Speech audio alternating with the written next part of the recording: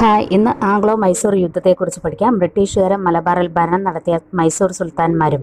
സുൽത്താൻ ആരൊക്കെയാണെന്ന് വെച്ചാൽ ഹൈദരാലിയും ടിപ്പു സുൽത്താൻമാരും തമ്മിൽ നടന്ന യുദ്ധമാണ് ആംഗ്ലോ മൈസൂർ യുദ്ധം. 1769 മദ്രാസ് സന്ധി പ്രകാരമാണ് ആദ്യത്തെ യുദ്ധം അവസാനിച്ചത്.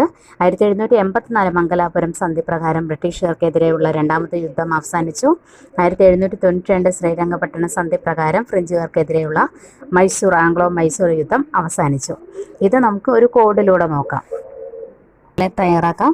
6 തിരിച്ചിട്ട മദ്രാസും 8ന്റെ പകുതി മംഗലാപുരവും ശ്രീരംഗപട്ടണത്ത് 92 മൈസൂരുകാരുമായി ബബഫിനെ കാണാൻ വന്നു. 6 തിരിച്ചിട്ട മദ്രാസും 8ന്റെ പകുതി മംഗലാപുരവും ശ്രീരംഗപട്ടണത്ത് 92 മൈസൂരുകാരുമായി ബബഫിനെ കാണാൻ. 6 തിരിച്ചിട്ടെന്ന് പറഞ്ഞാൽ 69 മദ്രാസ് സന്ധി, 8ന്റെ പകുതി അതായത് 84 മംഗലാപുരം സന്ധി, 92 ശ്രീരംഗപട്ടണം സന്ധി.